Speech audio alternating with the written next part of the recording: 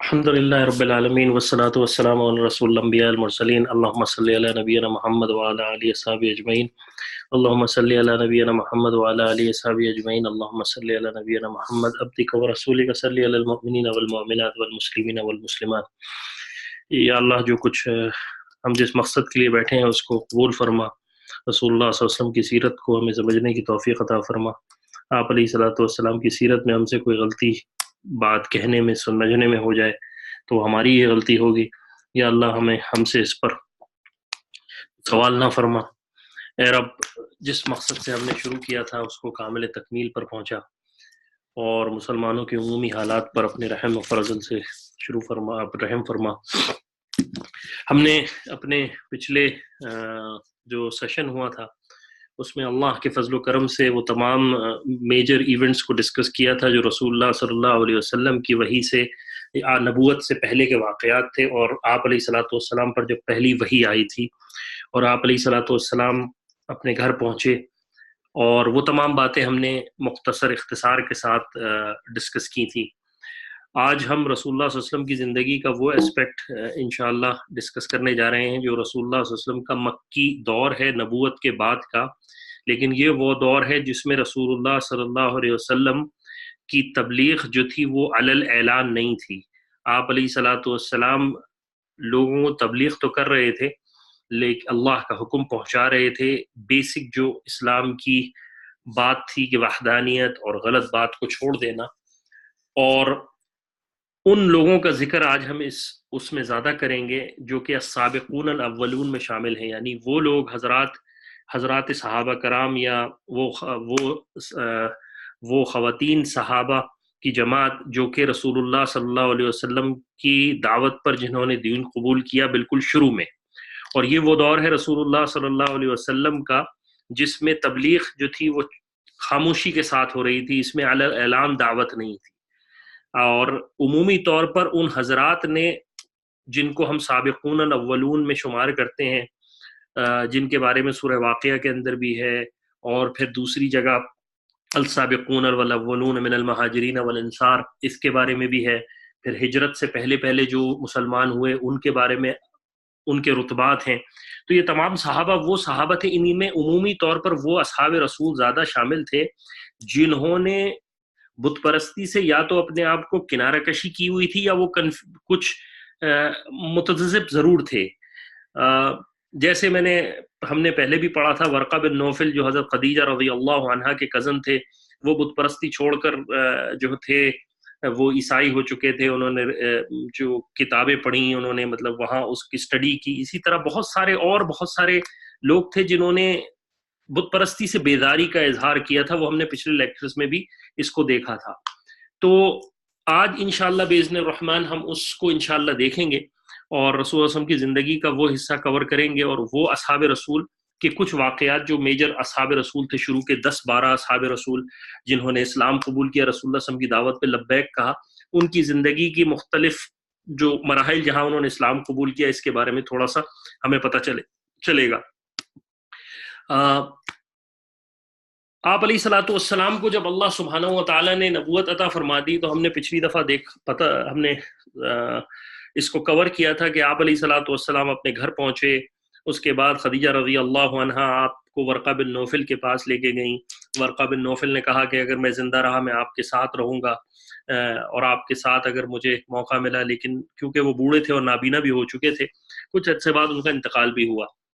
اور ہم نے یہ بھی پڑھا تھا کہ ورقہ بن نوفل کے بارے میں جب سوال کیا گیا تو آپ علیہ الصلوۃ والسلام نے ان کے بارے میں لوگوں سے کہا کہ ان کو برا مت کہو۔ خدیجہ رضی اللہ عنہ، لیکن اس سے پہلے تھوڑی سی ایک بات ہم وہ دیکھ لیں جو کہ رسول اللہ صلی اللہ علیہ وسلم پر جب وحی کی کیفیت آتی تھی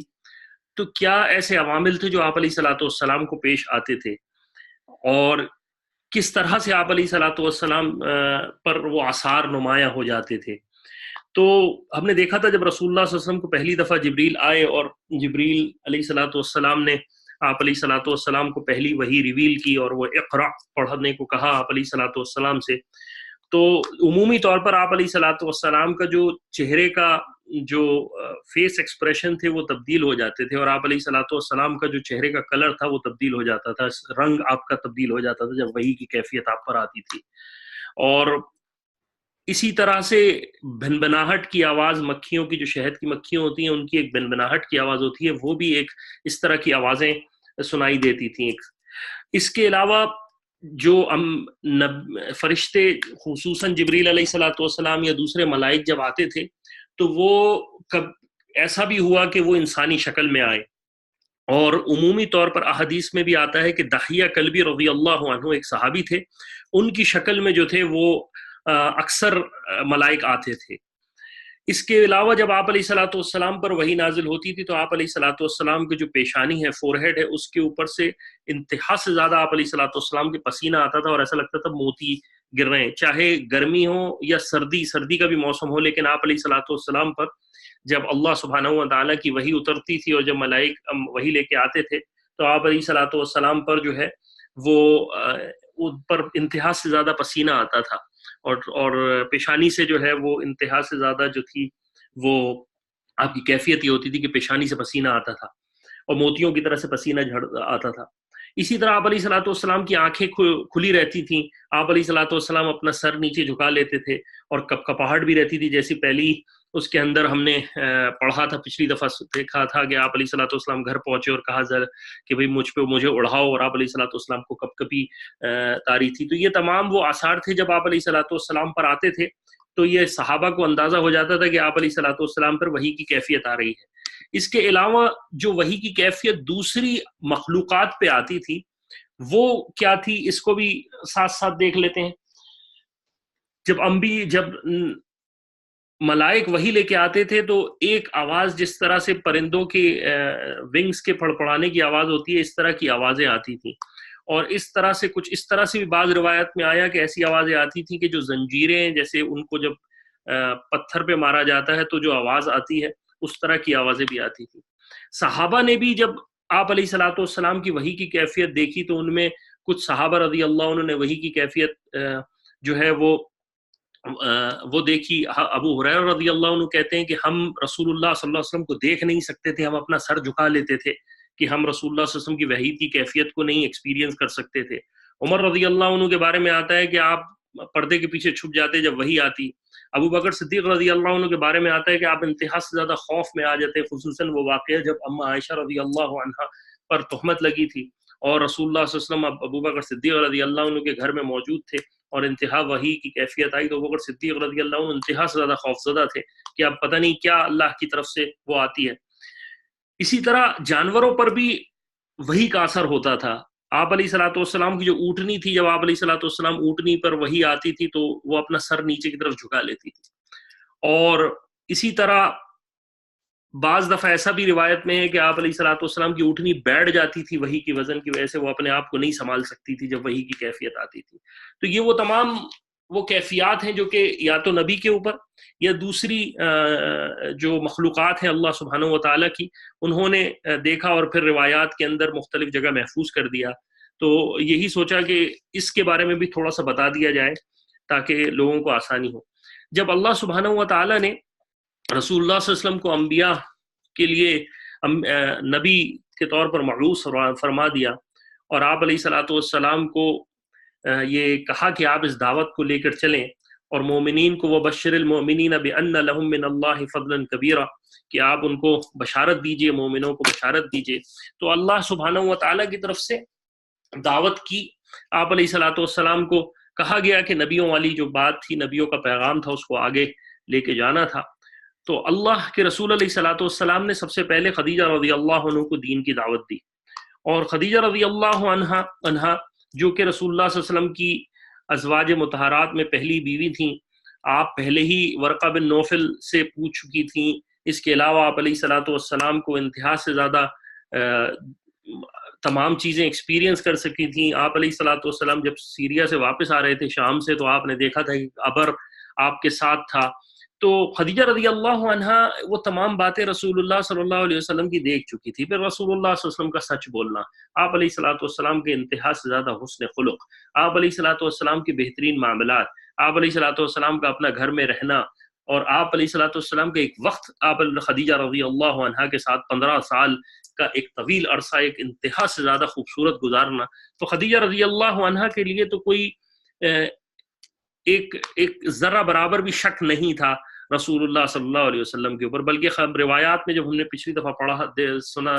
بات کی تھی تو ہم نے یہی بتایا تھا کہ خدیجہ رضی اللہ عنہا نے تو باقاعدہ تسلی دی کہ رسول اللہ صلی اللہ علیہ وسلم کو کہ اللہ آپ کو ضائع نہیں ہونے دیں گے۔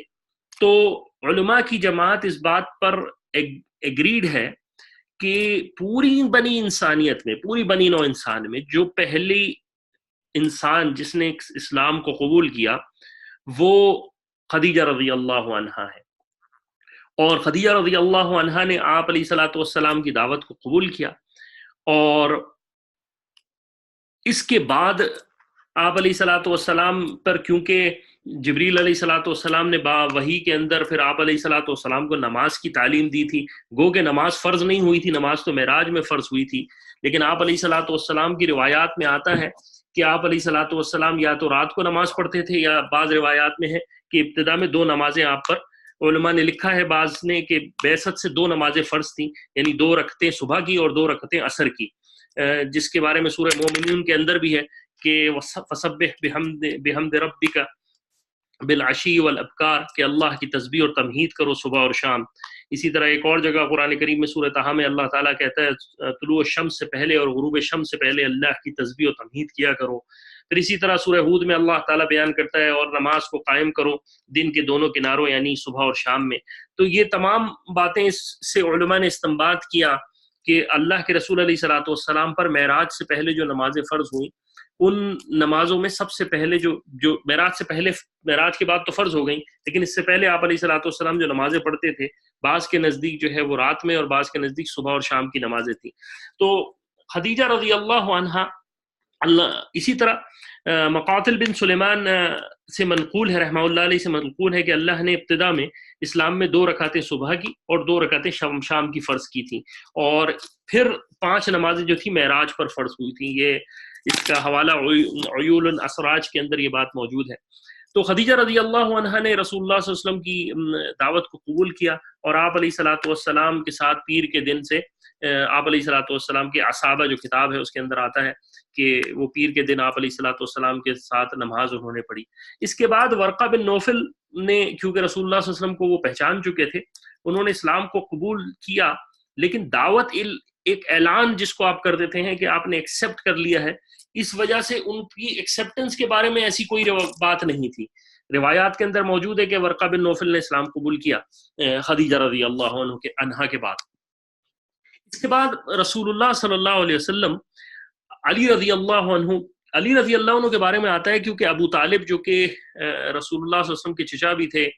اور رسول اللہ صلی اللہ علیہ وسلم ان کو، رسول اللہ صلی اللہ علیہ وسلم ابو طالب کے حال سے بھی واقف تھے کہ مکے کی سرداری کی وجہ سے آپ کمزور ہو گئے ہیں اور آپ پر اتنا زیادہ بوجھ ہے، تو آپ نے، اللہ کے رسول علیہ الصلوۃ والسلام نے اپنے چچا سے حضرت علی کو مانگ لیا تھا اور کہا تھا کہ آپ اس بیٹے کو اپنے مجھے دے دیجئے اور میں اس کی پرورش کروں گا۔ تو علی رضی اللہ عنہ، سیدنا علی رضی اللہ عنہ جو تھے وہ رسول اللہ صلی اللہ علیہ وسلم کے پاس ہی تربیت میں تھے، اور رسول اللہ صلی اللہ علیہ وسلم کے پاس ہی رہتے تھے، اور رسول اللہ صلی اللہ علیہ وسلم نے ان کی پرورش کا ذمہ لیا ہوا تھا۔ جب اللہ کے رسول علیہ الصلوۃ والسلام کو نبوت دی گئی تو علی رضی اللہ عنہ کی عمر جو تھی وہ 8 سال کے قریب تھی۔ اللہ کے رسول علیہ الصلوۃ والسلام نے علی رضی اللہ عنہ پہ اسلام پیش کیا، تو اور آپ کو دعوت دی کہ تم اسلام کو قبول کرو اور ان بتوں کو جھٹلاؤ اور اللہ تعالیٰ کی ایک اللہ کی عبادت کرو۔ اس سے پہلے روایت میں آتا ہے کہ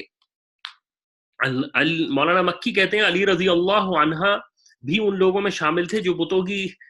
پرستش نہیں کیا کرتے تھے، یعنی رسول اللہ صلی اللہ علیہ وسلم کی ذات اور کچھ دوسرے صحابہ، اور ان میں علی رضی اللہ عنہ جو کہ بچے تھے، ان کی عمر 8-10 سال کے قریب تھی، اس عمر میں بھی آپ ان بتوں کی پوجا نہیں کیا کرتے تھے۔ بہرحال رسول اللہ صلی اللہ علیہ وسلم نے ان کو دعوت دی اسلام کی اور انہیں لات اور عزا کی عبادت اور ان تمام بتوں کی عبادت کرنے سے منع کیا۔ تو علی رضی اللہ عنہ کے لیے یہ چیز نئی تھی۔ علی رضی اللہ عنہ نے اس چیز پر اصرار کیا کہ میں اپنے والد سے اس بات کا مشورہ کر لیتا ہوں اور پھر میں آپ کو اس بات کے بارے میں بتاتا ہوں. تو رسول اللہ صلی اللہ علیہ وسلم نے منع کیا اور آپ علیہ الصلوۃ والسلام نے کہا اے علی اگر تم اس بات کو نہیں مانتے تو کم از کم اپنے والد کو یہ بات بتاؤ. لیکن دوسرے ہی دن سیدنا علی رضی اللہ عنہ نے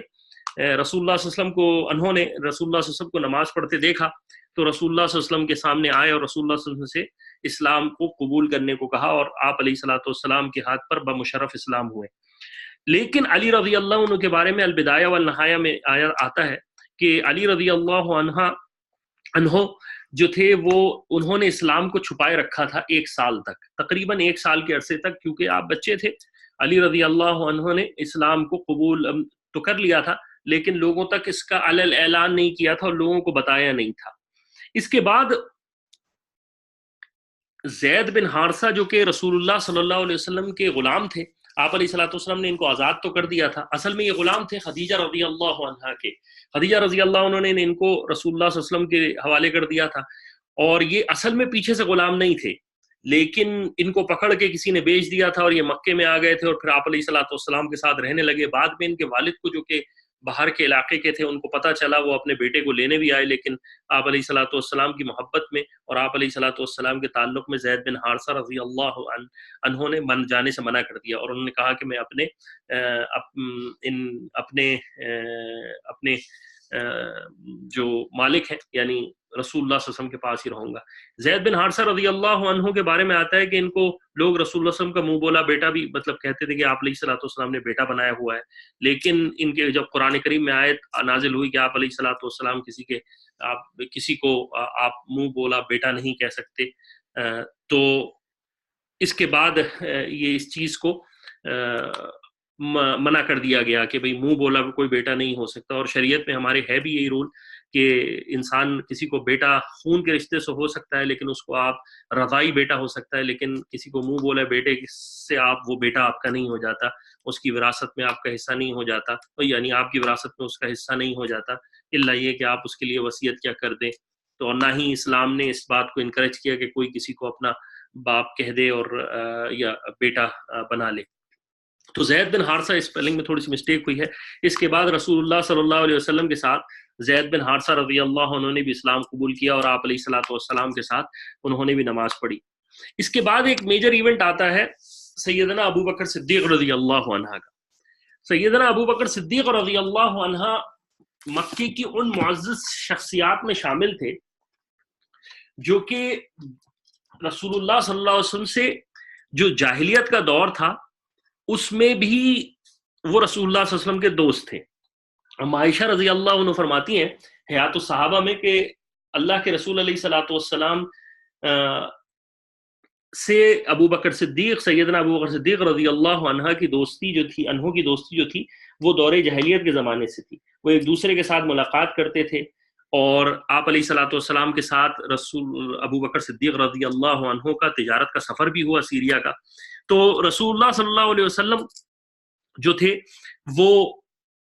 ابو بکر صدیق رضی اللہ عنہ سے پہلے ہی تعلق تھا اور ابو بکر صدیق رضی اللہ عنہ نے اسلام سے پہلے بھی ابھی شرک کو اچھا نہ سمجھا تھا. یعنی آپ بھی ان لوگوں میں سے شامل تھے جو کہ شرک اور بت پرستی کو مانتے نہیں تھے اور آپ علیہ الصلوۃ والسلام سے محبت اور تعلق بھی موجود تھا. ابو بکر صدیق رضی اللہ عنہ کے بارے میں حیات الصحابہ میں آتا ہے کہ ان کے بارے میں آتا ہے کہ ابو بکر صدیق رضی اللہ عنہ آپ سے ملاقات رسول اللہ صلی اللہ علیہ وسلم ملاقات کی غرض سے گئے، ملنے کے لیے گئے. تو آپ نے پوچھا کہ اے اللہ کے رسول، اے محمد علیہ الصلوۃ والسلام، آپ کیوں آج کل اپنی قوم میں نظر نہیں آتے اور آپ کے بارے میں لوگ یہ الزام لگا رہے ہیں کہ آپ جو ہے وہ اپنے پچھلے لوگوں کو برا کہتے ہیں. تو ابو بکر صدیق رضی اللہ عنہ حضور علیہ الصلوۃ والسلام نے ابو بکر صدیق رضی اللہ عنہ کو دین پیش کیا اور ابو بکر صدیق رضی اللہ عنہ کو کہا کہ اے ابو بکر، میں تمہیں ایک اللہ کی دعوت دیتا ہوں اور میں تم کو جو ہے وہ ایک اللہ اور ان بتوں سے بیزاری کی دعوت دیتا ہوں. ابو بکر صدیق رضی اللہ عنہ نے رسول اللہ صلی اللہ علیہ وسلم کی دعوت کو سنا اور رسول اللہ صلی اللہ علیہ وسلم کی دعوت کو منعاً قبول کیا. یعنی بغیر کسی ریزسٹنس، بغیر کوئی فردر سوال کے اللہ کے رسول علیہ الصلوۃ والسلام کی دعوت کو قبول کیا. اور اس کے بارے میں روایات میں آتا ہے حافظ ابو الحسن کی اس کتاب میں کہ رسول اللہ صلی اللہ علیہ وسلم کی نے جب ابو بکر صدیق رضی اللہ عنہ کی ایمان لانے کا جب دعوت دی اور قبول کیا تو رسول اللہ صلی اللہ علیہ وسلم کو اتنی خوشی ہوئی کہ مکے میں دو پہاڑ تھے جس کا نام تھا دو پہاڑ تھے اس درمیان میں، اس کو کہتے تھے اقشبین کے نام سے. ان پہاڑوں میں رسول اللہ صلی اللہ علیہ وسلم سے زیادہ کوئی خوش نہ تھا. یعنی ابو بکر صدیق رضی اللہ عنہ کیونکہ مکے کی ایک معزز شخصیات میں تھے، آپ علیہ الصلوۃ والسلام کی عمر ہم عمر تھے تقریباً، ان کا مکے میں ایک نام تھا، تاجر تھے، ایک آزاد شخص تھے، اور رسول اللہ صلی اللہ علیہ وسلم سے کوئی ایک بالکل ایک جو پہلے لوگ تھے یا جو پہلے حضرات تھے جیسے خدیجہ رضی اللہ عنہا یا علی رضی اللہ عنہ یا زید بن حارثہ، یہ تمام حضرات تو رسول اللہ صلی اللہ علیہ وسلم کے رشتہ دار تھے. یعنی خدیجہ رضی اللہ عنہا رسول اللہ علیہ وسلم کی بیوی تھی، علی رضی اللہ عنہ رسول اللہ علیہ وسلم کے گھر میں تربیت یافتہ تھے اور بچے تھے، زید بن حارثہ غلام تھے، لیکن یہ پہلے آزاد شخص تھے. یعنی مردوں میں ایک ایسی شخصیت تھے جن کا مکے میں بھی نام تھا، ان کا ایک بڑا مقام تھا، اور انہوں نے اللہ کے رسول علیہ الصلوۃ والسلام کی دعوت کو قبول کیا. اور اللہ کے رسول علیہ الصلوۃ والسلام کے بارے میں اللہ کے رسول ابو بکر صدیق رضی اللہ عنہ کے بارے میں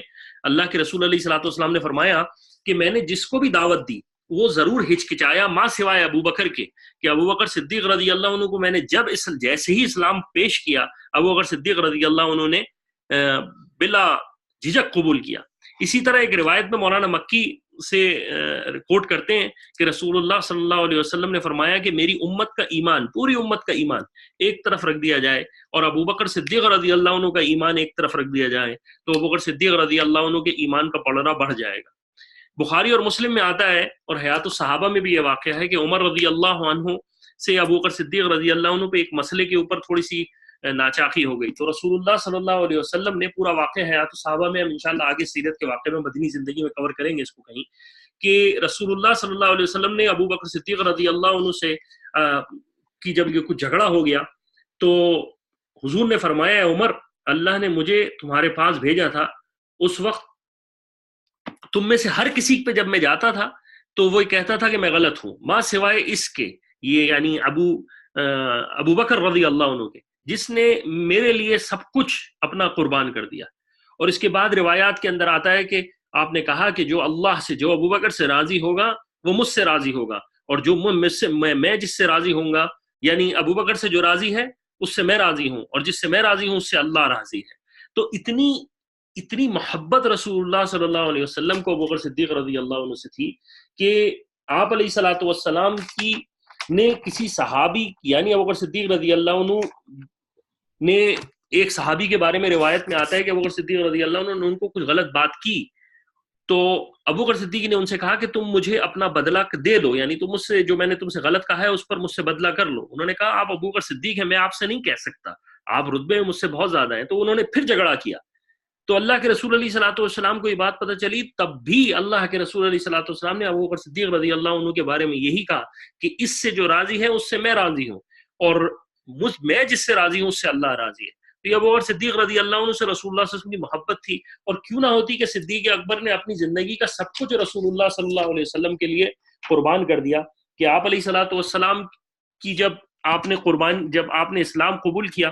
تو آپ علیہ الصلوۃ والسلام آپ ایک بڑے تاجر تھے لیکن اپنا سب کچھ ختم کر دیا، یہاں تک کہ ایک وقت آیا کہ سیدنا ابو بکر صدیق رضی اللہ عنہ کے پاس ایک کپڑا بھی نہیں تھا اپنے اوپر پہننے کا. بہرحال یہ بات تھوڑی سی آگے نکل گئی، لیکن رسول اللہ صلی اللہ علیہ وسلم کی ابو بکر صدیق رضی اللہ عنہ کے مناقب اتنے ہیں کہ اگر میں اس کو بیان کرنا چاہوں، اور اگر رسول اللہ صلی اللہ علیہ وسلم کی سے ابو بکر صدیق رضی اللہ عنہ کی اتنی سملیرٹیز ہیں کہ علماء نے پوری کتاب لکھی ہے. ایک کتاب کا نام ہے نبی و صدیق، جس کو سید نور الحسن شاہ بخاری رحمہ اللہ علیہ نے لکھا ہے، اور اس کا نام ہے نبی و صدیق. یعنی اس کتاب میں پوری سملیرٹیز کا ذکر کیا گیا ہے جو اللہ کے رسول علیہ الصلوۃ والسلام اور سیدنا ابو بکر صدیق رضی اللہ عنہ کے دور میں تھی. اچھا، ابو بکر صدیق رضی اللہ عنہ کے بارے میں آتا ہے کہ اور امت کے اہل سنت والجماعت کا اس بات پر متفق فیصلہ ہے کہ امت میں کوئی انبیاء کے بعد اگر کوئی شخص افضل ہے تو وہ رسول اللہ صلی اللہ علیہ وسلم کے، انبیاء کے بعد کوئی اگر افضل ہے تو وہ ابو بکر صدیق رضی اللہ عنہ کی ذات ہے۔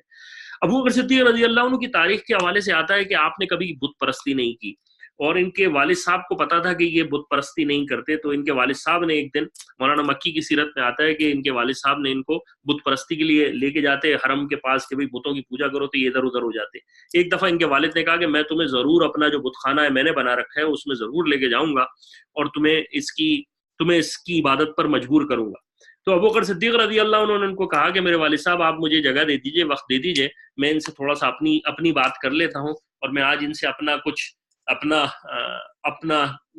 اور آپ جائیے، میں ان کی عبادت اکیلے میں کرنا چاہتا ہوں۔ تو ابو بکر صدیق رضی اللہ عنہ نے پھر ان سے وہی معاملہ کیا کم و بیش جو کہ سیدنا ابراہیم علیہ الصلوۃ والسلام نے کیا تھا ان بتوں کے ساتھ، کہ ان سے پوچھا کہ بھئی تم میرے خدا ہو، تم مجھے کھانا لا کے دو، تم میرے خدا ہو تو تم میرے کچھ کام کرو۔ جب انہوں نے نہیں کیا تو وہ پتھر کہاں آواز دینے والے تھے، تو سیدنا ابو بکر صدیق رضی اللہ عنہ نے ان بتوں کو جو ان کے والد کے تھے ان کو توڑ دیا۔ جب ابو قحافہ جو ابو بکر صدیق رضی اللہ عنہ کے والد تھے، جب وہ آئے تو انہوں نے دیکھا کہ ان کے بتوں کا تو یہ حال کیا ہوا ہے، تو وہ اتنا غصہ تھے کہ انہوں نے کہا کہ آج اپنی والدہ کے وہ ابو بکر صدیق کی والدہ کے پاس گئے اور کہا کہ آج میں ابو بکر کو چھوڑوں گا نہیں، اس نے میرے خداؤں کو برباد کر دیا، خداؤں کو توڑ دیا۔ تو اس پر ان کی والدہ نے کہا کہ تم ابو بکر صدیق رضی اللہ عنہ کو نہ کہنا کچھ، یہ میرا بیٹا جو ہے بڑی شان والا بیٹا ہے، کہ جب یہ میرے رہن میں تھا اور میں جب مکے کے پہاڑوں سے گزرتی تھی تو مجھے یہ آوازیں غیب سے آتی تھیں کہ یہ تمہارے پاس جو اس وقت امانت ہے وہ ایک صدیق ہے، اور یہ ایک نبی آنے والا ہے، اس کا ساتھی ہوگا، اور یہ میرا بیٹا جو ہے بڑی شان والا بیٹا ہے۔ تو ابو بکر صدیق رضی اللہ عنہ نے رسول اللہ صلی اللہ علیہ وسلم کی دعوت کو قبول کیا،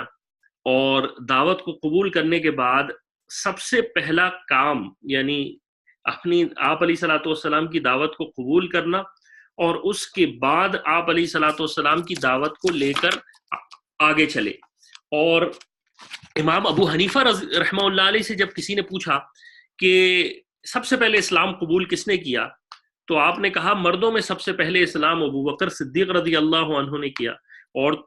عورتوں میں سب سے پہلے خدیجہ رضی اللہ عنہ نے کیا، بچوں میں علی رضی اللہ عنہ نے کیا، اور غلاموں میں زید بن حارثہ رضی اللہ عنہ نے کیا۔ اس کے بعد اسلام قبول کرتے ہی ابو بکر صدیق رضی اللہ عنہ جو تھے وہ دین کی تبلیغ کے لیے کمر بستہ ہوئے، اور عشرہ مبشرہ میں یعنی وہ صحابی جن کو دنیا کے اندر جنت کی بشارت ہو گئی، ایک تو ہم ذکر کر رہے ہیں سابقون الاولون کا،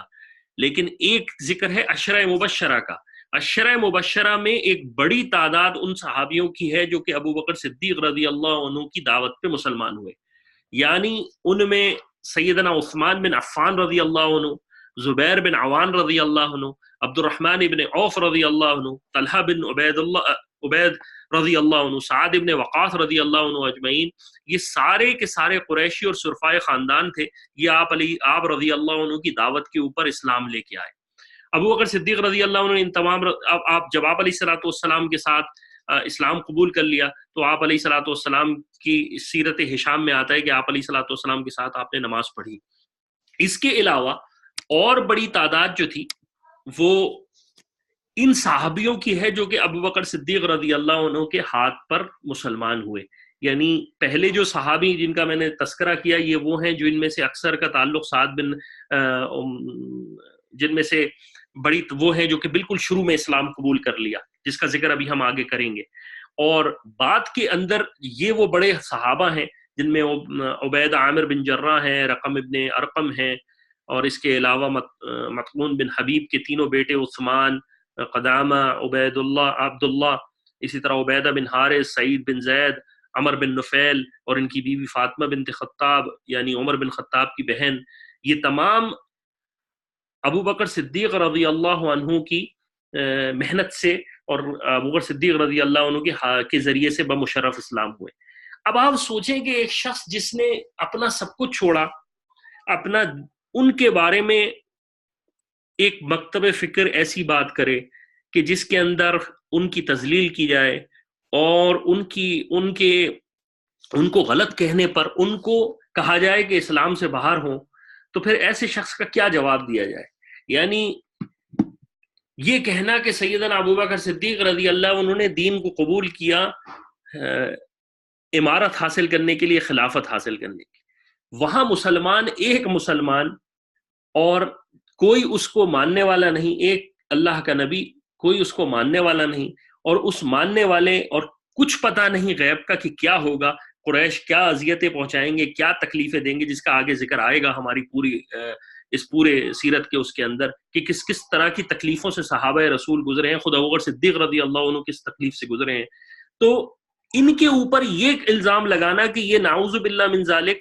یہ صرف اور صرف نبوت خلافت کی وجہ سے تھے، بعد میں مرتد ہو گئے، یعنی ایمان چھوڑ کے چلے گئے، یہ ایک بہت بڑا طبقہ، ایک طبقہ تو ایک کافی بڑا طبقہ تو نہیں کہیں گے، ایک مائنورٹی ہمارے مسلمانوں کا ایک طبقہ ہے جو کہ اس طرح کی خرافات جو ہے وہ کہتا ہے اور احادیث کو غلط طریقے سے بیان کرتا ہے اور لوگوں کے اندر شک و شبہات پیدا کرتا ہے۔ اللہ تعالیٰ ان کے حال پر بھی رحم فرمائے۔ لیکن ابوبکر صدیق رضی اللہ عنہ کی یا کسی بھی ادنا صحابہ کی ذرا سی برائی بھی کوئی کر دینا انسان کے ایمان کو برباد کر سکتی ہے، ختم کر سکتی ہے۔ اس لیے اپنے بچوں کو، خاص طور پر نئی نسل کو، ان اصحاب رسول کی زندگیوں کی تعلیمات کو بتانا، خصوصاً اس حوالے سے میں ذکر کروں گا کیونکہ میں اب ایک پروجیکٹ پہ کام کر رہا ہوں حیات الصحابہ کے، جو کہ انشاءاللہ اگلے ایک مہینے کے اندر اس کی ویڈیوز بھی آنا شروع ہو جائیں گی، جس میں حیات الصحابہ کی پوری زندگی صحابہ کی جو تھی اس کے اوپر ہم سیشن تو نہیں کریں گے، بلکہ وہ ہاتھ کے ہاتھ وہ یوٹیوب پہ اپلوڈ ہو جائیں گی۔ تو حیات الصحابہ کی زندگی، صحابہ کی زندگی کے بارے میں، وہ محبت اور صحابہ سے تعلق ہمارے ایمان کا جز ہے، وہ ہمیں اپنے آگے بھی پہنچانا ہے، اپنے بچوں کو بھی پہنچانا ہے، کیونکہ یہ دور فتنے کا ہے، اس لیے کنفیوژنز لوگ پیدا کرتے ہیں اور ان اصحاب رسول کے بارے میں غلط باتیں کر کے ان کو لوگوں تک غلط طریقے سے پہنچا کر ان کے ایمان کے دشمن بنتے ہیں۔ بہرحال یہ تمام صحابہ رسول ہیں جن کو ابوبکر صدیق رضی، اور ایک اور بات کہ ابوبکر صدیق رضی اللہ عنہ ان کچھ لوگوں میں سے شامل ہیں جن کا پورا گھرانہ مسلمان ہو گیا، یعنی آپ کے والد بھی، آپ کی والدہ بھی، آپ کی بیٹیاں بھی، آپ کی بیوی بھی، یعنی وہ تمام کے تمام لوگ جو تھے وہ ابوبکر صدیق رضی اللہ عنہ کے مسلمان ہوئے۔ اس کے بعد واقعہ آتا ہے، ہم سب کو لے کے چلیں گے لیکن کیونکہ ہم السابقون والاولون کو پڑھ رہے ہیں تو اس میں ایک بڑا نام ہے سیدنا عثمان رضی اللہ عنہ کا۔ عثمان رضی اللہ عنہ ذوالنورین تھے، یعنی ذوالنورین آپ علیہ الصلوۃ والسلام نے ان کو کہا، یعنی ذوالنورین یعنی دو نور کا آ جانا ایک ہی جگہ پر۔ رسول اللہ صلی اللہ علیہ وسلم کی دو بیٹیوں سے آپ کا نکاح ہوا، ایک پہلے رقیہ رضی اللہ عنہا سے، اس کے بعد پھر دوسری بیٹی سے آپ علیہ الصلوۃ والسلام جب رقیہ رضی اللہ عنہا کا انتقال ہو گیا تو دوسری بیٹی سے آپ علیہ الصلوۃ والسلام کی نکاح ہوا اور نکاح میں آئی، اور آپ علیہ الصلوۃ والسلام نے کہا کہ اگر میری اور بیٹیاں ہوتی تو میں عثمان کو دیتا رہتا۔ تو ان کے بارے میں بھی آتا ہے کہ سیدنا عثمان رضی اللہ عنہ جو تھے وہ دور جاہلیت میں بھی انہوں نے شراب کو چھوڑ دیا تھا، اور یہ جو تھے دراصل راہب بننا چاہتے تھے۔ جب اسلام قبول کر لیا تو انہوں نے رسول اللہ صلی اللہ علیہ وسلم سے گزارش کی تھی کہ یا رسول اللہ میں راہب بن جاتا ہوں، تو آپ نے منع کیا کہ اسلام میں رہبانیت جائز نہیں۔ اس کے بعد واقعہ کچھ اس طرح سے ہے کہ حضرت عثمان رضی اللہ عنہ جو تھے وہ ایک دفعہ اپنی خالہ سودا کے گھر پہ بیٹھے۔ ان کی خالہ جو تھی وہ کہاوت یعنی کہانیاں کہا کرتی تھیں۔ جب انہوں نے جیسی عثمان رضی اللہ عنہ کو دیکھا تو یہ آپ کو رائٹ کے اوپر ایک سب سے آن دا ٹاپ جو ایک کچھ اشعار نظر آ رہے ہوں گے، یہ وہ اشعار ہیں جو کہ عثمان رضی اللہ عنہ کی خالہ سودا نے حضرت عثمان رضی اللہ عنہ کو دیکھ کے پڑھے، جس کے معنی کچھ اس طرح سے ہیں کہ اے عثمان تجھ کو بشارت ہو اور سلامتی ہو، اور 3 بار آپ نے یہ کہا۔ اس کے بعد کہا ایک اور بار تاکہ 10 پورے ہو جائیں، تو خیر سے ملا اور شر سے محفوظ ہوا۔ خدا کی قسم تو نے ایک نہایت پاک دامن اور حسین عورت سے نکاح کیا، تو نے خود کو نہ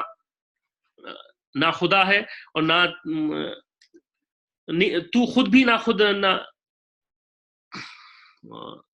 नाकिद खुदा है और नाकिद खुदा से तेरी शादी हुई, यानी एक तू खुद भी नेक है और तेरी नेक से शादी हुई। इसके बाद ये सुनकर हजरत उस्मान रजी अल्लाह अन्हु को बहुत ताज्जुब हुए और उन्होंने कहा कि मैंने अपनी खाला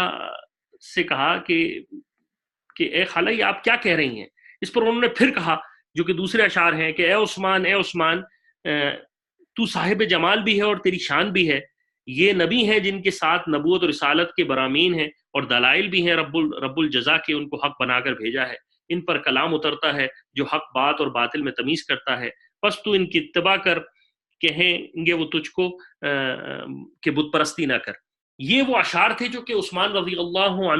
अन्हु की खाला ने, सौदा ने हज़रत उस्मान रज़ी अल्लाह अन्हु से कहे। हज़रत उस्मान रज़ी अल्लाह अन्हु ने जब इन ख्वाबों को सुना तो रिवायत में आता है कि हज़रत उस्मान रज़ी अल्लाह अन्हु की कैफियत जो थी वो एकदम बदल गई, कि हज़रत उस्मान रज़ी अल्लाह अन्हु परेशान हुए कि ये क्या बात हो रही है, ये क्या हो रही है। ये कहकर वो उठ के आ गए और उनके दिल पर बड़ा असर था इस बात का। इसी दरमियान में जब वो उठ के आए तो हज़रत अबू बकर सिद्दीक़ रज़ी अल्लाह अन्हु से उनकी मुलाकात हुई और अबू बकर सिद्दीक़ रज़ी अल्लाह अन्हु से उन्होंने कहा कि ये मेरी खाला ने जो सौदा है, इन्होंने कुछ अशार पढ़े हैं और मैं काफ़ी तसज्जुब में हूँ। तो हज़रत अबू बकर सिद्दीक़ रज़ी अल्लाह अन्हु ने कहा, ए उस्मान, माशाअल्लाह तुम होशियार और समझदार हो, हक़ और बातिल में फ़र्क समझते हो, तुम हक़ और बातिल को जानते हो। ये बुत क्या चीज़ है जिसकी हम परस्तिश कर रहे हैं? ये अंधेरे हैं, ये ना ये अंधे हैं, ना ये सुनते हैं, ना ये समझते हैं, ना हमारी कोई ज़र पहुँचा सकते हैं। तो हज़रत उस्मान रज़ी अल्लाह अन्हु को दावत दी अबू बकर सिद्दीक़ रज़ी अल्लाह अन्हु ने दीन की, और एक अल्लाह की और रसूलुल्लाह सल्लल्लाहु अलैहि वसल्लम की पैगंबर होने की दावत दी।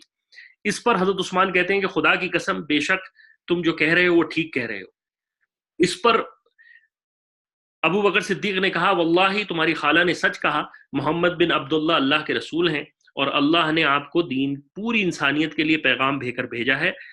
कि तुम अल्लाह की बात को लोगों तक पहुंचाओ। तो तुम्हें रसूलुल्लाह सल्लल्लाहु अलैहि वसल्लम की खिदमत में हाजिर हो और इस कलाम को सुनो जो कि ये कलाम अल्लाह के नबी सुनाते हैं। ये बात हो ही रही थी तो सैयदना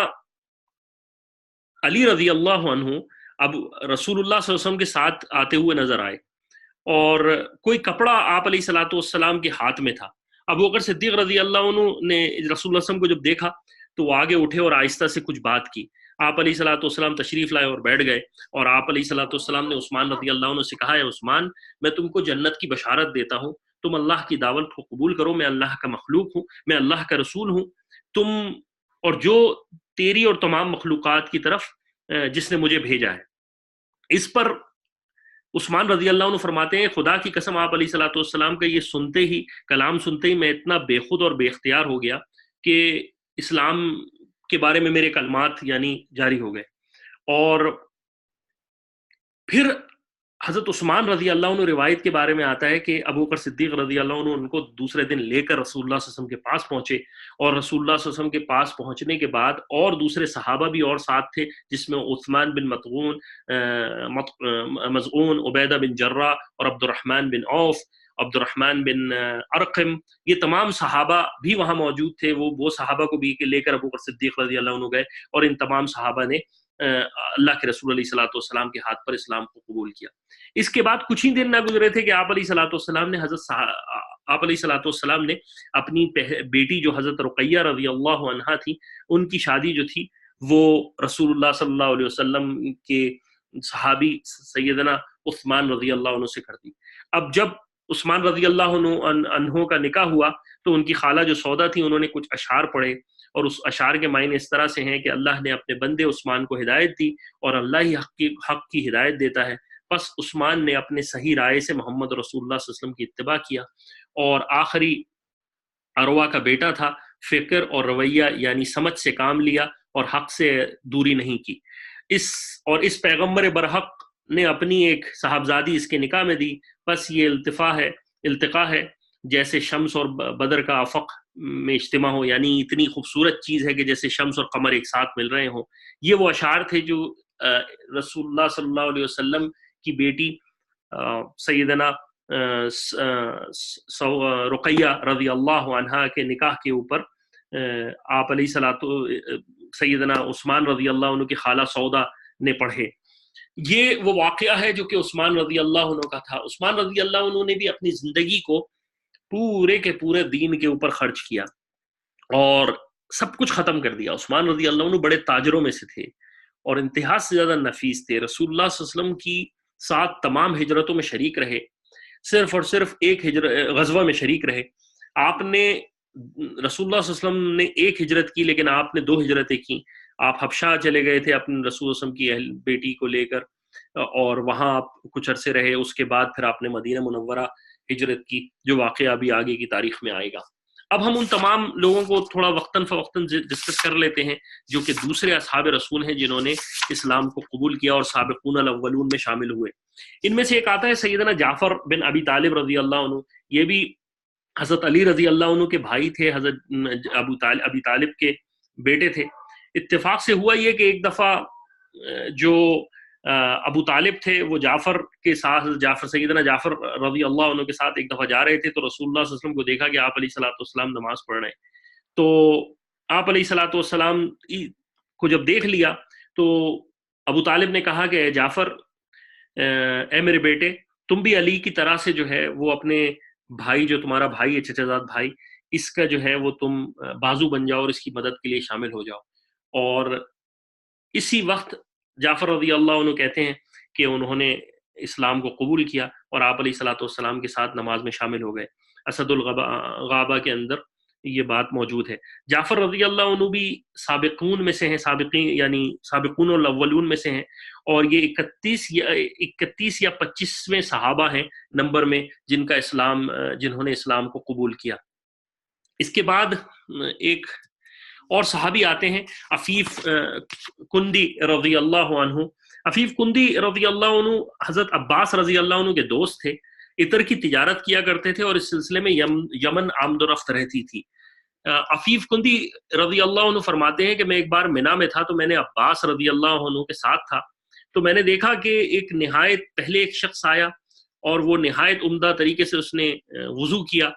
यानी धोया अपने आप को, और फिर उस नमाज के लिए खड़ा हो गया। इसके बाद एक औरत आई, उसने भी इसी तरह वुजू किया और फिर नमाज के लिए खड़ा हो गया। उसके बाद एक 11 साल का बच्चा आया, उसने भी इस तरह वुजू किया और वो आपके बराबर में खड़ा हो गया। तो मैंने अब्बास से पूछा कि ये क्या दीन है? तो अब्बास रज़ी अल्लाह अन्हु ने फरमाया कि ये मेरे भतीजे मोहम्मद बिन अब्दुल्लाह का दीन है, जो कहते हैं अल्लाह ने उनको रसूल बनाकर भेजा है, और ये लड़का अभी अली बिन तालिब है जो मेरा भतीजा है, जो इनके दीन को पैरोकार है, और ये औरत जो है वो मोहम्मद बिन अब्दुल्ला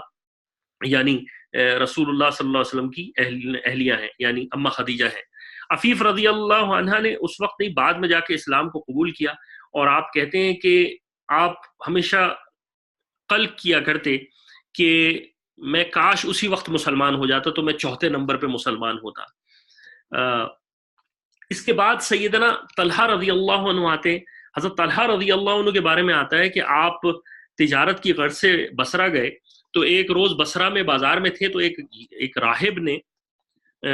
पुकार कर कहा कि भाई कोई हरम मक्का का रहने वाला यहाँ मौजूद है? तो तलहा रज़ी अल्लाह अन्हु ने कहा मैं हरम का रहने वाला हूँ। राहिब ने कहा कि वहाँ अहमद एक नबी है जिसका ज़हूर हो गया है, तुम्हें उसके बारे में कुछ पता है? तो राहिब तो मैंने कहा कौन? अहमद अलैहिस्सलाम। राहिब ने कहा अब्दुल्ला बिन अब्दुल मुत्तलिब के बेटे, ये महीना उनके ज़हूर का है और हरम में ज़ाहिर होंगे। ये एक पतली और एक पथरीली और नखलिस्तानी ज़मीन की तरफ हिजरत करेंगे और ये आखिरी नबी है। ये जब बात इस राहिब की हुई तो सैयदना तलहा रज़ी अल्लाह अन्हु के दिल में बैठ गई। जब ये वापस आए तो इनको रसूलुल्लाह सल्लल्लाहु अलैहि वसल्लम का पता चला कि कोई नई बात पेश आई है कि भाई हाँ, वो अबू बकर सिद्दीक रज़ी अल्लाह अन्हु के पास पहुंचे और अबू बकर सिद्दीक रज़ी अल्लाह अन्हु के हाथ पर लेकर अबू बकर सिद्दीक रज़ी अल्लाह अन्हु ने उनको दावत दी, और फिर इसके बाद रसूलुल्लाह सल्लल्लाहु अलैहि वसल्लम के साथ इस्लाम को कबूल किया और राहिब का वाकया बताया। इसके बाद एक और साबिकुल अव्वलीन में से एक सहाबी आते हैं, सैयदना वक़ास रज़ी अल्लाह अन्हु। सैयदना वक़ास रज़ी अल्लाह अन्हु के बारे में आता है कि इन्होंने इस्लाम लाने से 3 रात पहले एक ख्वाब देखा, और इस ख्वाब में देखा कि एक शदीद जुल्मत और तारीकी है, और इस तारीकी की वजह से कुछ नजर नहीं आता, और अचानक एक सूरज तुलू होता है और वो उसके पीछे चले जाते हैं। तो ज़ैद रज़ी अल्लाह अन्हु कहते हैं मैंने देखा कि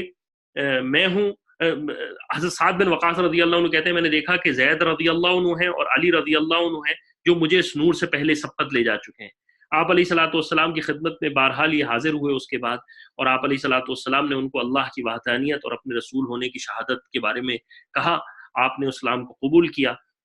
اس کے بعد آتے ہیں سیدنا خالد بن سعید رضی اللہ عنہ، یہ سابقون الاولین میں چوتھے یا پانچویں مسلمان ہیں، یعنی ابوبکر صدیق رضی اللہ عنہ کی دعوت کے بعد عثمان رضی اللہ عنہ یا انہی درمیان میں چوتھے یا پانچویں صحابی ہیں۔ ان کے بارے میں آتا ہے کہ انہوں نے بھی یہ خواب دیکھا تھا کہ ایک نہایت وسیع اور گہری خندق کے کنارے کھڑا ہوں، اور ان کا باپ جو ہے وہ ان کو خندق میں دھکیلنے کی ارادہ رکھتا ہے، لیکن رسول اللہ صلی اللہ علیہ وسلم آتے ہیں، ان کو کھینچ لیتے ہیں۔ جب خواب سے بیدار ہوئے تو قسم کھا کے کہا کہ واللہ یہ خواب حق ہے۔ ابوبکر صدیق رضی اللہ عنہ کے پاس گئے، ان کو خواب سنایا۔ ابوبکر صدیق رضی اللہ عنہ نے فرمایا کہ اللہ نے تیرے ساتھ حق کا معاملہ کیا ہے، اور تجھے اللہ تعالیٰ نے ضرور اللہ تعالیٰ اسلام کی طرف تجھے دکھانا چاہتے ہیں، تجھے روشنی دینا چاہتے ہیں، اس خواب کی طرف اشارہ ہے۔ یہاں ایک اور بات بھی آپ کو بتاتا چلوں کہ ابوبکر صدیق رضی اللہ عنہ خواب کی تعبیر میں نبی کے بعد سب سے زیادہ تھے، یعنی اگر کوئی مسئلہ آتا تھا فقہی لحاظ سے بھی تو سیدنا ابوبکر صدیق رضی اللہ عنہ کا مقام بہت بڑا تھا، اور اس کے ساتھ ساتھ اور دوسرے خواب کی تعبیر میں خصوصاً سیدنا ابوبکر صدیق رضی اللہ عنہ کو نبی کے بعد بہت اہمیت حاصل تھی۔ تو رسول اللہ صلی اللہ علیہ وسلم کے بارے میں انہوں نے کہا کہ دیکھو تمہارا باپ تمہیں دین کی طرف ہٹانے کی کوشش کرے گا، لیکن اگر تم اللہ کے رسول علیہ الصلوۃ والسلام کے ساتھ رہو گے تو اللہ تعالیٰ تمہیں کامیاب فرمائیں گے، اور تم اس سے نجات تمہیں ملے گی۔ اس کے بعد یہ رسول اللہ صلی اللہ علیہ وسلم کی خدمت میں حاضر ہوئے۔ آپ علیہ الصلوۃ والسلام نے فرمایا میں تمہیں اللہ کی طرف بلاتا ہوں جس کا کوئی شریک نہیں، اور محمد اللہ کے رسول اور اس کے بندے ہیں، اور میں تمہیں اس بات کی طرف بلاتا ہوں کہ تم بت پرستی چھوڑ دو، اور ان پہ کوئی نہ زر ہے نہ فائدہ ہے، ان کا کچھ بھی نہیں ہے۔ خالد رضی اللہ عنہ کہتے ہیں میں نے اسلام کو قبول کیا۔ جب ان کے والد صاحب کو، ان خالد رضی اللہ عنہ کے والد کو ان کا پتہ چلا تو انہوں نے اتنی چھڑی ماری، اتنا مارا کہ ان کے سر کے اوپر جو تھا وہ ان کے سر کے اوپر چھڑی توڑ دی۔ اس کے بعد آپ کا بائیکاٹ کر دیا اور کہا کہ اگر کسی نے، میں اس کو نہ اپنے پاس رکھوں گا نہ اس کو کھانا دوں گا، اور کہا کہ اگر کوئی ان کے ساتھ ہمدردی کا معاملہ کرے گا تو اس کے ساتھ بھی یہی سلوک کروں گا۔ یہ بات آگے چلی تو خالد رضی اللہ عنہ رسول اللہ صلی اللہ علیہ وسلم کے در پر ہی آگے، یعنی اپنے والد کو چھوڑ کر جو تھے وہ چلے گئے، اور والد کو چھوڑ کر رسول اللہ صلی اللہ علیہ وسلم کے در پر یعنی رسول اللہ صلی اللہ علیہ وسلم کے پاس آ گئے، اور رسول اللہ صلی اللہ علیہ وسلم کے ساتھ ہی مطلب اپنا جو بھی گزارا ہوتا تھا وہ رسول اللہ صلی اللہ علیہ وسلم کے ساتھ ہوتا تھا۔ ایک دفعہ ہوا یہ کہ خالد رضی اللہ عنہ کے والد کا بیمار ہوئے، اور ان کے والد نے قسم کھائی کہ اگر مجھے میں اگر صحت یاب ہو گیا تو میں رسول اللہ صلی اللہ علیہ وسلم جس خدا کی دعوت دیتے ہیں اس کی خدا کی دعوت واللہ میں چلنے نہیں دوں گا۔ خالد رضی اللہ عنہ کہتے ہیں میں نے اللہ سے دعا مانگی کہ اللہ تعالیٰ مجھے میرے والد کو مرض سے اٹھنے ہی نہ دے، اور اس کے بارے میں مستدرک میں آتا ہے کہ ان کے والد کا اسی میں انتقال ہوا، یعنی اسی بیماری میں ان کا انتقال ہو گیا۔ اس کے بعد واقعہ آتا ہے سیدنا عمار بن رضی اللہ عنہ کا اور صہیب رضی اللہ عنہ کا۔ یہ دونوں صحابی بھی دارالارقم پر، یہ دارالارقم کا نام ذہن میں رکھیے گا، یہ اس کا ذکر ابھی آگے آنے والی سلائیڈ میں آئے گا۔ یہ دونوں صحابی بھی جو تھے وہ عمار بن یاسر فرماتے ہیں کہ دارالارقم کے دروازے پر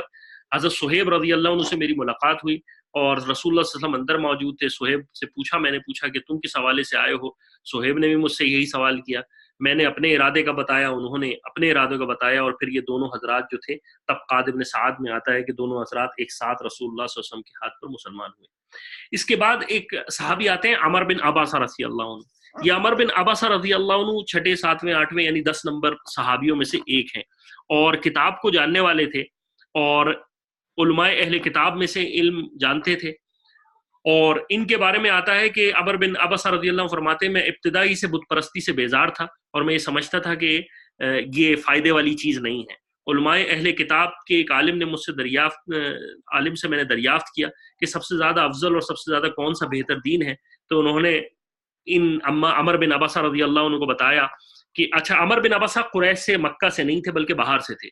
جب انہوں نے یہ تحقیق کی تو اس راہب نے یا جو اہل علم تھا اس نے بتایا کہ مکہ میں ایک شخص ظاہر ہوگا، اس کا دین سب سے بہتر ہے، جو اللہ کے دین کی طرف بلائے گا، تم اس کے پاس جاؤ، اور اگر وہ تمہیں مل جائے تو تم اس کی ضرور اتباع کرنا۔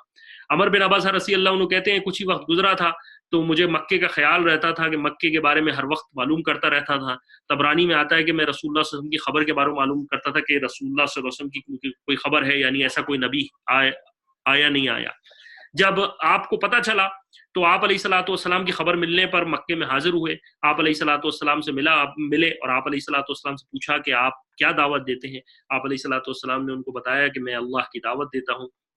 ان سے پوچھا کہ آپ علیہ الصلوۃ والسلام کے ساتھ اور کون ہے، میں کون کون مسلمان ہوا. آپ علیہ الصلوۃ والسلام نے فرمایا ایک آزاد یعنی ابوبکر صدیق اور ایک غلام یعنی بلال رضی اللہ عنہ. میں نے عرض کیا میں بھی آپ کا پیروکار بننا چاہتا ہوں. آپ نے کہا میں آپ کے ساتھ رہنا چاہتا ہوں. آپ علیہ الصلوۃ والسلام نے فرمایا تم اس وقت اپنے ملک لوٹ جاؤ، جب میرا غلبہ ہو اس وقت آ جانا. عمر رضی اللہ عنہ فرماتے ہیں میں مسلمان ہو کر آپ علیہ الصلوۃ والسلام کے پاس جب مدینہ منورہ میں ہجرت کر کے واپس آیا تو آپ علیہ الصلوۃ والسلام سے عرض کیا یا رسول اللہ مجھے پہچانا. آپ علیہ الصلوۃ والسلام نے فرمایا ہاں میں نے تمہیں پہچانا، تو وہی تھے جو مکے میں پہلے میرے پاس آئے تھے. ان کے بارے میں آتا ہے عمر بن عباسہ رضی اللہ عنہ کے بارے میں کہ سیدنا معاویہ رضی اللہ عنہ اپنا سر نیچے جھکا لیتے تھے جب عمر بن عباسہ رضی اللہ عنہ کوئی بات کہتے تھے، اور کہتے تھے کہ آپ تو اب سابقون والاولون میں سے ہیں، میں آپ کی بات کیسے ٹال سکتا ہوں. عمر بن عباسہ رضی اللہ عنہ کے بارے میں ایک عجیب بات یہ ہے کہ پاکستان کا ایک علاقہ ہے سندھ میں سکھر، یہاں پر ان کی قبر بالکل واضح ہے، یعنی ان کی قبر جو تھی سکھر میں موجود ہے. تو یہ صحابی کا مجھے نام یاد مطلب یہاں ذکر آیا تو ان کا اس حوالے سے بھی تاریخی پہلو یاد آ گیا کہ یہ سکھر کے اندر پاکستان کا جو علاقہ ہے وہاں ان کی قبر ہے. سیدنا ابی ذر کے بارے میں اس کے علاوہ سیدنا ابی ذر ایک صحابی تھے، ان کے بارے میں بھی آتا ہے کہ جب ان کو خبر پہنچی ان کی بعثت کی رسول اللہ صلی اللہ علیہ وسلم کی کہ بھئی رسول اللہ صلی اللہ علیہ وسلم کا ایک نبی آ گئے ہیں، تو انہوں نے اپنے بھائی کو بھیجا کہ تم وہاں کی خبر لے کے آؤ. وہ ان کے بھائی انیس جو تھے وہ وہاں مکے پہنچے اور انہوں نے رسول اللہ صلی اللہ علیہ وسلم کے کلام کو سنا. انہوں نے کہا کہ واللہ یہ وہ کلام ہے، میں نے بہت شاعروں کا کلام سنا ہے لیکن ان کا یہ جو کلام ہے یہ کلام نہیں ہے، یہ خدا کی طرف سے ہے. اور اس کے بارے میں یہ بھی کہا کہ میں نے اس شخص یہ وہ شخص ہے جو کہ صرف خیر اور بھلائی کا حکم کرتے ہیں اور شر اور برائی سے روکتے ہیں، اور عمدہ اخلاق میں نے ان کے دیکھے ہیں اور ان کے کلام کا کوئی جواب نہیں. ابو ذر رضی اللہ عنہ کہتے ہیں میرے دل کو شفا وہ نہیں ہوا، مجھے بے قراری تھی. وہ آپ علیہ الصلوۃ والسلام کے حالات کو اور دیکھنا چاہتے تھے. حاضر ہوئے اور آپ علیہ الصلوۃ والسلام کی رستے میں علی رضی اللہ عنہ ملے. آپ علیہ الصلوۃ والسلام کے پاس وہ ان کو لے کے گئے، وہاں آپ علیہ الصلوۃ والسلام سے کلام سنا اور وہاں پر اسلام کو قبول کیا. آپ علیہ الصلوۃ والسلام نے فرمایا کہ تم اپنی قوم کے پاس واپس لوٹ جاؤ اور دین کی دعوت دو. ابو ذر رضی اللہ عنہ واپس آئے، دونوں بھائیوں نے اپنی مسلمان ہوئے، مل کر اپنی والدہ کو دعوت دی، والدہ قبول اسلام کیا. اس کے بعد پورا قبیلہ جو غفار قبیلہ تھا، وہ ابو ذر غفار رضی اللہ عنہ کا، وہ آپ علیہ الصلوۃ والسلام کی ان صحابی رضی اللہ عنہ کی محنت سے مسلمان ہوا، جو فتح الباری میں باب ابی ذر رضی اللہ عنہ کے بارے میں آتا ہے. یہ وہ تمام صحابی رسول ہیں جو کہ سابقون الاولون میں شامل ہیں. ان کے علاوہ اور بھی صحابی ہیں لیکن جن کا تذکرہ میجرلی شروع اسلام کی دعوت کے اندر آتا ہے. یہاں رسول اللہ صلی اللہ علیہ وسلم کی دعوت جو تھی وہ خاموشی سے چل رہی تھی. مکے میں موجود تھے، لوگ موجود تھے، رسول اللہ صلی اللہ علیہ وسلم کو پتہ بھی تھا، لیکن کفار رسول اللہ صلی اللہ علیہ وسلم کو تنگ نہیں کرتے تھے، بیزاری کا اظہار ضرور کرتے تھے لیکن تنگ نہیں کرتے تھے. اس کی وجہ تھی کہ حرب الفجار کا ہم نے واقعہ پڑھا تھا کہ مکے میں اس سے پہلے جنگیں ہوئی تھیں، وہ اس سے بھی بڑے پریشان تھے. تو وہ مسلمانوں کو وہ اس طرح کی تکلیفیں نہیں اس وقت نہیں آئی تھی، لیکن ٹل دا ٹائم جب مسلمانوں کا علی اعلان ہوا دعوت کی طرف، جس کو ہم اگلی دفعہ پڑھیں گے کہ وہاں دعوت شروع ہوئی. مسلمانوں کا ایک جگہ تھی دار الارقم کے نام سے. یہ صحابی تھے جن حضرت ارقم رضی اللہ عنہ، یہ بھی سابقون الاولون میں سے ہیں اور یہ بھی 7ویں یا 10ویں مسلمانوں میں سے ہیں. کوہ صفا پر ان کا مکان تھا اور اس جگہ انہوں نے یہ رسول اللہ صلی اللہ علیہ وسلم کے لیے یہاں مسلمان سارے آتے تھے اور رسول اللہ صلی اللہ علیہ وسلم وہاں نماز پڑھتے تھے اور یہاں مسلمانوں کی ایک چھوٹی جماعت جمع ہوتی تھی اور اسی گھر میں ساری باتیں ہوتی تھی کہ یہ جگہ ہوئی تھی جمع ہونے کے لیے. تو اس کو دار الارقم کہتے ہیں اور یہی سارے صحابہ جتنی ہم نے بات کی وہ دار الارقم میں جا کے مسلمان ہوئے. انشاءاللہ اگلی دفعہ ہم اس تمام پہلو کو دیکھیں گے جو رسول اللہ صلی اللہ علیہ وسلم کو جب اللہ کی طرف سے حکم آئے گا کہ اعلان دعوت کرو اور اب اس کو جو چھپا کے مخفی دعوت ہے اس کو چھوڑ دو. تو جب اعلان دعوت ہوگا اس تمام احوال کو انشاءاللہ ہم اگلی نشست میں ڈسکس کریں گے. اگر کسی کا کوئی سوال ہو تو وہ پوچھ سکتا ہے. یہ تمام وہ اگین پھر وہ ریفرنسز ہیں جس کو میں نے استعمال کیا ہے. آج کے ریفرنسز میں سیرت النبی جو مولانا الیاس کاندھلوی کی ہے اور مولانا شبلی رحمہ اللہ علیہ کی اور حیات الصحابہ پہ زیادہ فوکس رہا، اور اسی میں سے اکثر چیزوں کو لیا گیا ہے۔ تو اللہ تعالیٰ مجھے اور آپ کو عمل کرنے کی توفیق عطا فرمائے۔ کوشش تو ہماری یہی ہے کہ ہم ہر ہفتے اس کو ہر دوسرے ہفتے کرتے رہیں، اور آپ لوگوں کی حضرات کی بھی استقامت ہے کہ آپ حضرات ساتھ ہوتے ہیں تو اس میں ہمت بڑھ جاتی ہے۔ تو اللہ تعالیٰ مجھے اور آپ کو عمل کی توفیق عطا فرمائے۔ امید ہے کہ یہ سیشن فائدہ مند ہوگا۔ الحمدللہ رب العالمین والصلاۃ والسلام علی رسول الانبیاء المرسلین۔ اللہم نسألک العفو والعافیہ فی الدنیا والآخرہ۔ یا اللہ جو کہا گیا سنا گیا عمل کی توفیق عطا فرما۔ یا اللہ جو ہم نے رسول اللہ صلی اللہ علیہ وسلم کی سیرت اور صحابہ رضی اللہ عنہ کی زندگی کے جو چھوٹے احوال کور کیے ہیں، یا اللہ اس کی زندگی کا کچھ حصہ ہمیں بھی نصیب فرما۔ یا اللہ جو کہا گیا اس کو عمل کیے یا اللہ قبول فرما، اور یا اللہ جو غلطیاں ہوئیں اس کو معاف فرما۔ فاللہ خیر حافظ و ارحم الراحمین، وصلی اللہ تعالی علی خیر خلق محمد وعلی آلہ وصحبہ اجمعین۔ جزاکم اللہ خیر۔